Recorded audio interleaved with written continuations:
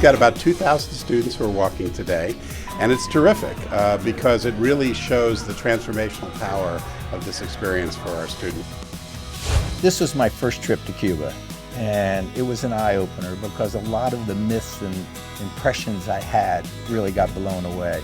They're allowed to be who they are, very much in their bodies, while also meeting the expectations of dance as an art form.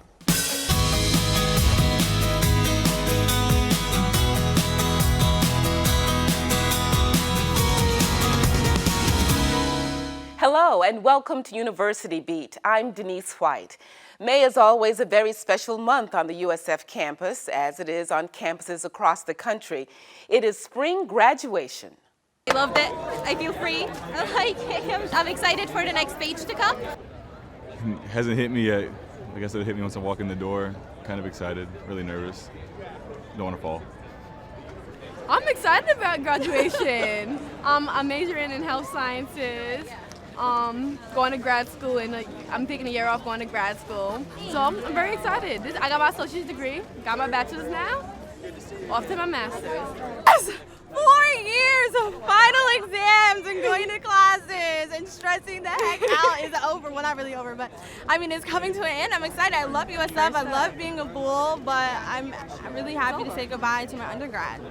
For the thousands of graduates, there was no doubt a mixed sense of accomplishment and relief. For their friends and families, pride, and maybe in a few cases, surprise.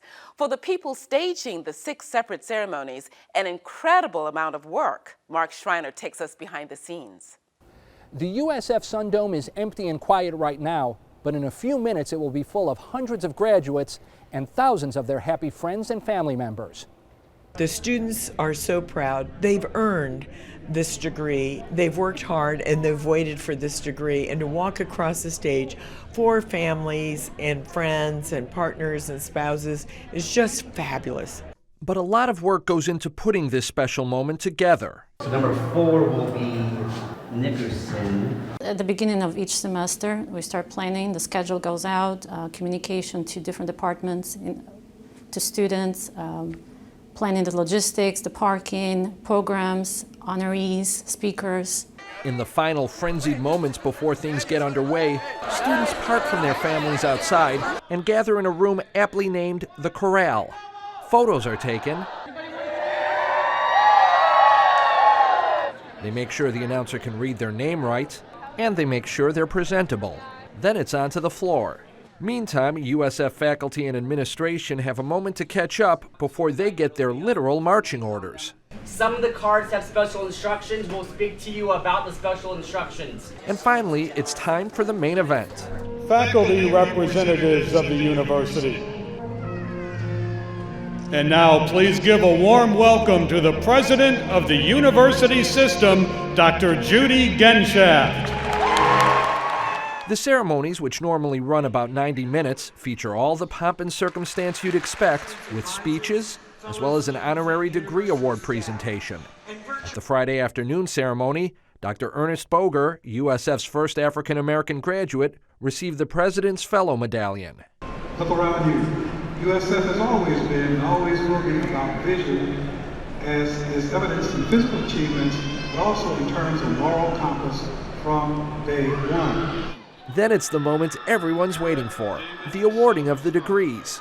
U.S. Marine Mark Wolfson was the first student to march, and he did it in front of his very proud father. It's a very moving feeling for 2 reasons. One, because he's my son, and because of what he's been through to get here, and because he's graduating from the University of South Florida, where I've been for 31 years, and to have the tradition continue through my own son is especially gratifying. And what have you been through to get to this point? I guess quite a bit, not too much, but enough. From school to, deployments overseas, 10-year process, pretty much. Celebrations are the order of the day, both from students and their families.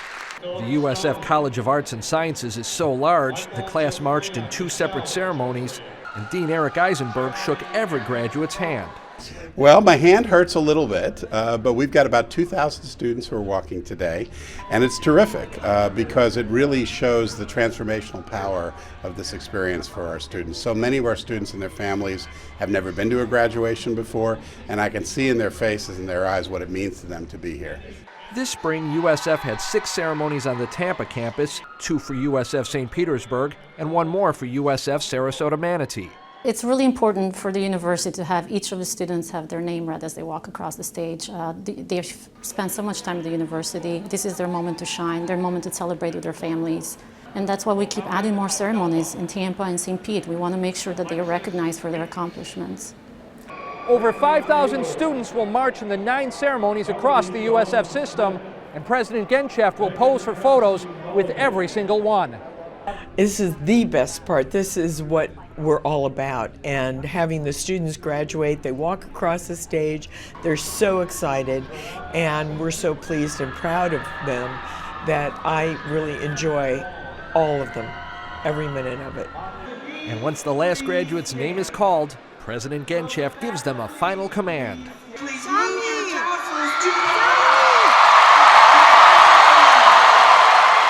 It's the best part of my job. The day of the ceremony, watching the students walk across the stage, and when they turn their tassel, it's very gratifying to be part of that, be part of their excitement, their celebration. Since so many graduates decorate their caps so ornately, that celebration doesn't include a cap toss, most of the time. And with the singing of the school alma mater,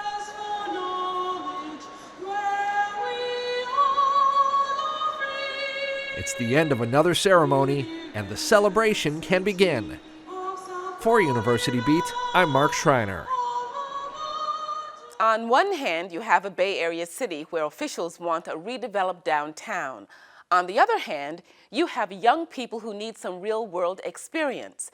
That combination seems to be working well, both for the city of Oldsmar and some USF design students. The city of Oldsmar is situated at the top of Hillsborough Bay, between the cities of Tampa and St. Petersburg. The area of Oldsmar that we're looking at is just south of Tampa Road. It is what is the historic area, or part of the historic street grid and the community redevelopment in the city of Oldsmar. The areas now are a bit underdeveloped. There's a lot of vacant land or businesses that are facilities sitting empty and underutilized, and the project itself is looking to get those vacancies built up and to create much more of a walkable environment for the city of Oldsmar and the residents who live there. The Florida Center for Community Design and Research is the research arm for the School of Architecture and Community Design at USF. The city approached me and we agreed to meet, and we went to the city of Oldsmar. We had a meeting, we had a tour, we went around all of Oldsmar, so not just even what's proposed as the downtown area, but just be able to really get a breadth of the whole city to really understand it. After that, we came back and came up with an idea for the scope of work that we would undertake, and then we worked through ideas back and forth with the city in order to really get to the big idea of what the city is hoping to get out of the project. There are 11 students who were in the studio that focused on the City of Oldsmar project. Our presentation to the City of Oldsmar happened before their City Council and their CRA board meeting. And the presentation went really well. We were hoping that the city would be enthusiastic about what the students produced, and they were.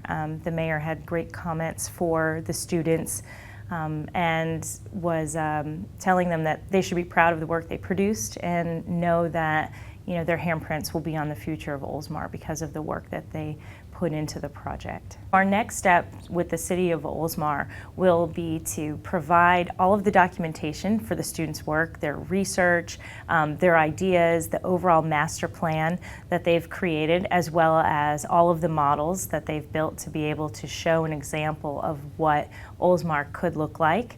And we'll be putting that together with some ideas for phasing to show how implementation could take place over a series of a few decades. part of the overall master plan for the community redevelopment area and the State Street vision have 3 different components. So one is the State Street area, which really looks at the development of a downtown in and around the City Hall area. The second is Park Boulevard, which takes you from State Street all the way to the waterfront. It's really that connection from that future downtown to the recreational and vista of the waterfront. And then the third is St. Petersburg Drive, which is the area that connects State Street to the Oldsmar Library. And so this is definitely a cultural asset in Oldsmar, and their new library is a big draw. So being able to tie together the areas between City Hall and the library and the waterfront are what we look to do. The students actually got not only the experience of doing research and putting it together in a project, looking at the relationship between architecture and urban design, but they also got some real-world experience in being able to work with a city, being able to present before a city council and the mayor, being able to talk with citizens and present their work, and being able to understand how the process takes place for actually bringing projects to fruition.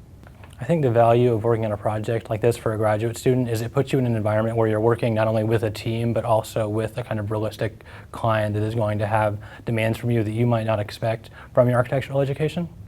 And so I think it challenges you in new ways and forces you to think about architecture in new terms that I think are more adapted to the real world. The overall reaction from city officials when we presented was very positive. They were very excited for the work we were doing and the new ideas that we were able to present to them. I'm very proud of what we accomplished. I think we presented something really positive for the city that I think the city needs to move forward and become a place that can, become a well-adapted city to the 21st century. USF Sarasota Manatee is easing a requirement for entry into its Communication Sciences and Disorders program. The program, known as CSD, trains speech pathologists and audiologists. In the past, only upperclassmen were admitted, but starting this summer, freshmen and sophomores will be allowed to register. The move is designed to meet a growing need for speech pathologists and audiologists. Both fields are predicted to grow by more than 20% between now and 2020. What do Florida and Cuba have in common when it comes to tourism? Quite a bit, and it's not all about money. When USF leaders traveled to Cuba earlier this month, the talk was about environment and how to protect it. University Beat's Hedel Gandhi explains. Bienvenido a Havana. It was an exciting trip. A warm welcome for USF as this team arrives for its first visit to the island. You have an opportunity in Cuba to bring the knowledge and experience we've had to people who are in a very precarious position right now. You're talking about a little fragile island that is potentially the ability to now change its whole infrastructure ecosystem with an influx of people, businesses, et cetera, that it's not prepared for. Carnival Cruise Lines has just recently started tours to Cuba with 750 passenger cruise ships. Those small, bigger ones and more will come. The Obama administration has now said that commercial flights are coming online, so people won't have to go only by charter. So they're going to have to manage large numbers of people, which they're not used to doing, and they don't have the infrastructure set up for.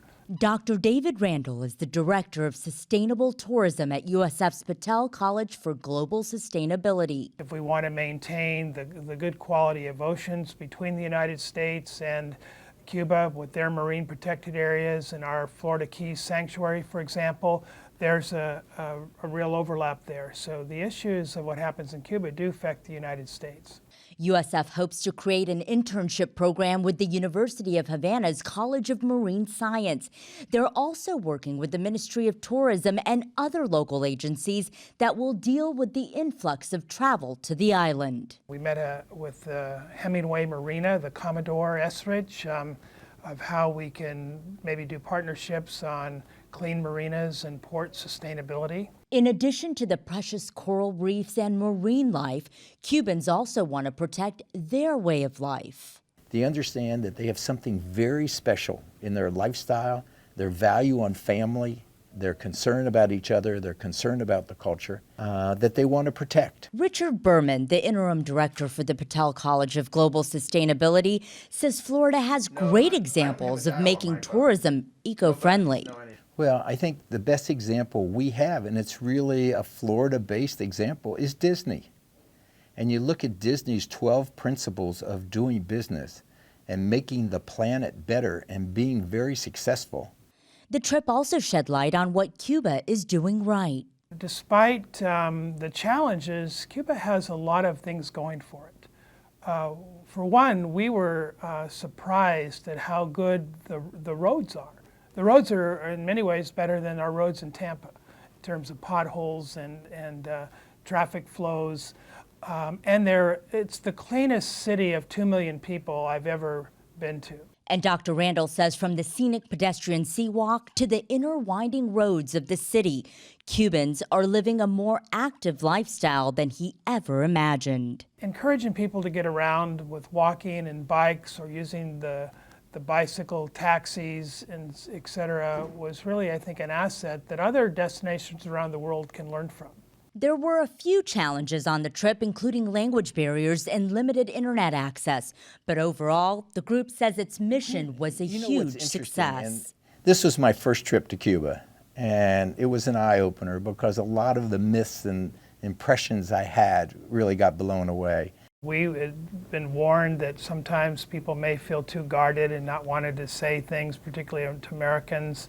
We did not find that to be the case with anybody. They were quite open and honest about both their challenges and problems, as well as what their needs are and what they would like to see for the future. A future that includes this USF team returning to Cuba again in the fall, and hopefully for many years to come. I hope they'll say USF played a pivotal role in steering some aspects of tourism in Cuba to be more sustainable and on the right track, and that people coming today are having a better experience as a result of that effort that started a decade before. For University Beat, I'm Hedel Gandhi. An athletic accomplishment 34 years ago tops this week in USF history. On May 18, 1982, the Bulls baseball team won its first Sun Belt Conference championship. And in May of 2004, the university upgraded to a state-of-the-art athletic training center. The improvements cost $15 million. Most of us in this part of Florida would never describe ourselves as jugglers, but whether we realize it, that's what we're doing. We're juggling the things that make Florida, Florida. The water, the wetlands, the beauty, with the things that help drive our economy, growth, tourism, development. It's a balancing act that's not often simple or easy. Dr. Mark Raines is with the USF Geosciences Department, and he studies the impact our water use policies and decisions have on our ecosystems. And Dr. Raines, welcome to University Beat. Thank you for having me. We are seeing so much growth in Florida. Of course, it's more growth year after year after year. How are we doing when it comes to balancing growth with our water resources? We're certainly doing better than we had in the past. I mean, in the past, we'd had sort of growth overtaking our ability to provide water while also providing sufficient protections for the environment. We're doing much better than we used to. The water users and the water regulators work more collaboratively today to try to balance those water resources. I don't think anyone's ready to say we've solved the problem, but we are working together to solve the problem. So from your research and your perspective, what are the most important things when it comes to balancing growth and water resources? What is it that you look for to make sure that we're on the right track? Well, there are human and natural water users, okay? And you could imagine the water resources as a pie. And when we make decisions, we decide how we want to slice that pie. The pie doesn't get any bigger. It stays the same size. And so, if we cut out a slice of pie and we provide that as water to human users, that's a slice of the pie that's no longer available to the environment.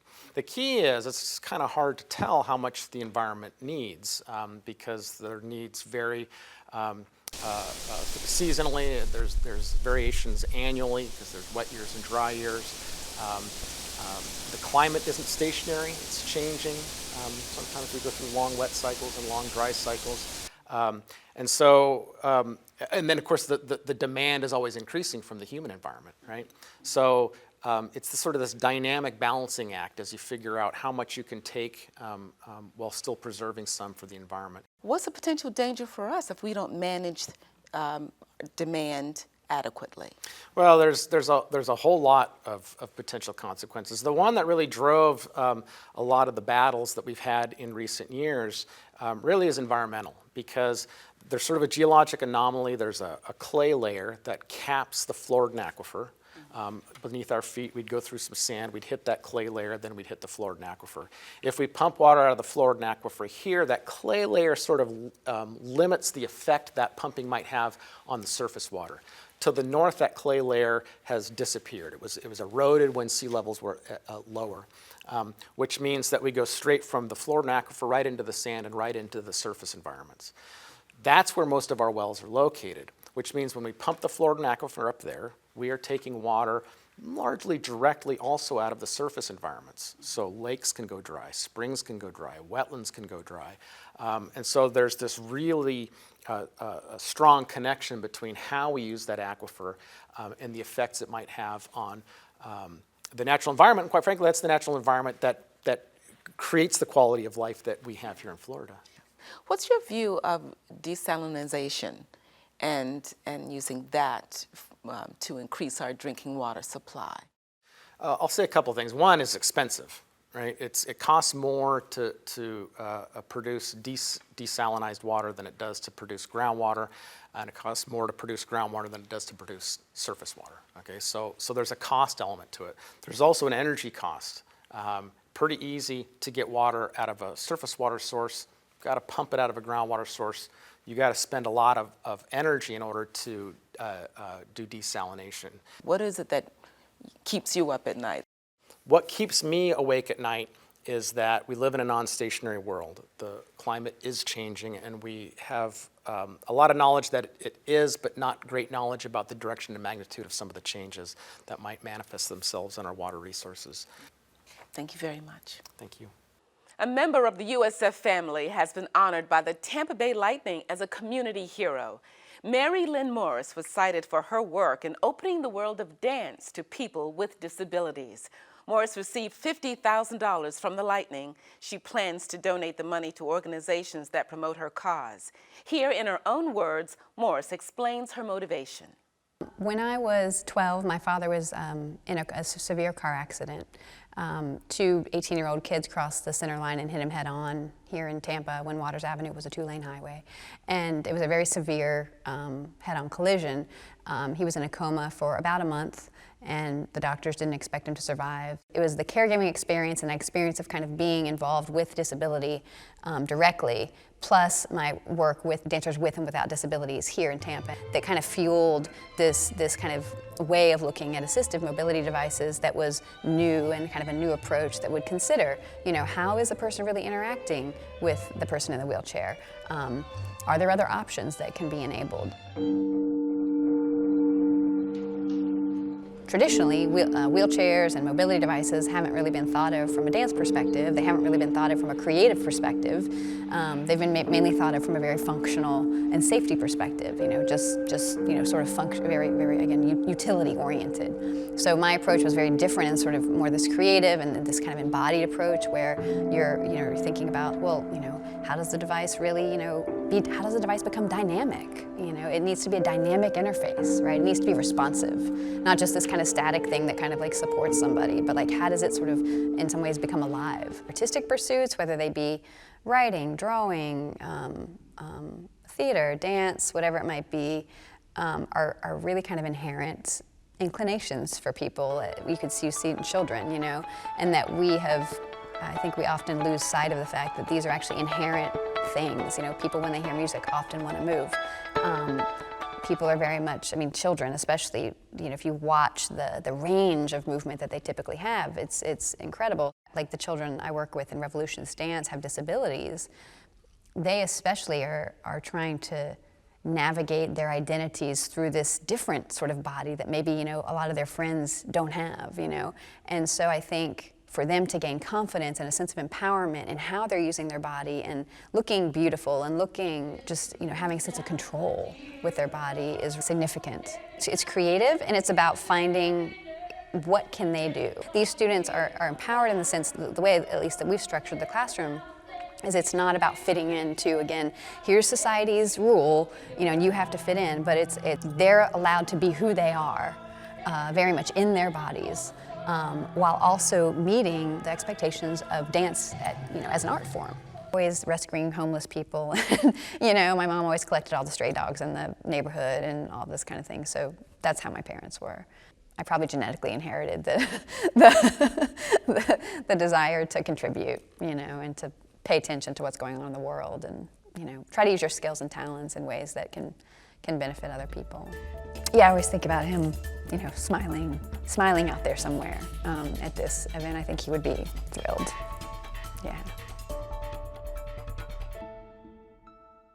If there's a story about the University of South Florida you'd like to see us cover, please let us know. Our email is ubeat@wusf.org. Our website is universitybeattv.org. And we're also on Facebook, Twitter, and Instagram. You can find us by searching University Beat TV. And that's this edition of University Beat. I'm Denise White. Thank you so much for joining us.